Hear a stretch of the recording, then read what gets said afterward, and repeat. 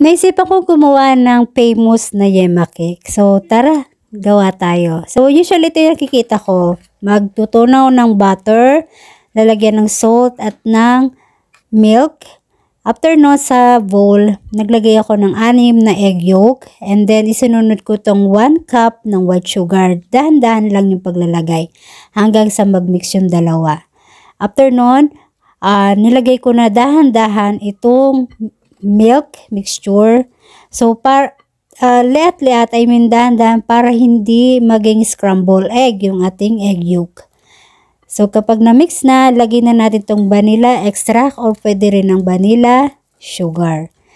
And then, after nun, ay magsala tayo ng 1½ cup flour yung ginamit ko. And then, 1 tablespoon ng baking powder. So, haluin lang. And then, sa kabilang bowl, meron akong 6 na egg white. Whisk lang natin. And then, after nun, naglagay ako ng 1 tablespoon ng suka. Pwede rin ang cream of tartar. So, after nun, maganda na yung ating meringue. So, ilagay na natin doon sa ating butter mixture. So, dahan-dahan lang yung paglalagay.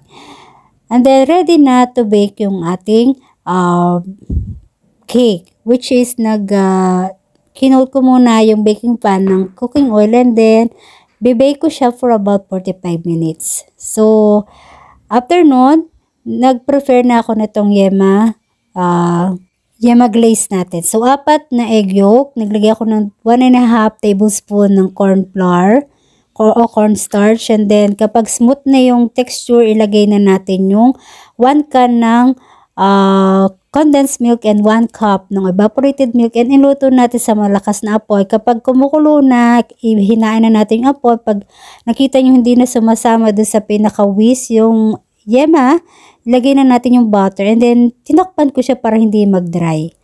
So, habang pinapalamig, so, malamig na yung ating yema ganache. Kaya, ilagay na natin sa ating yema, sa ating cake.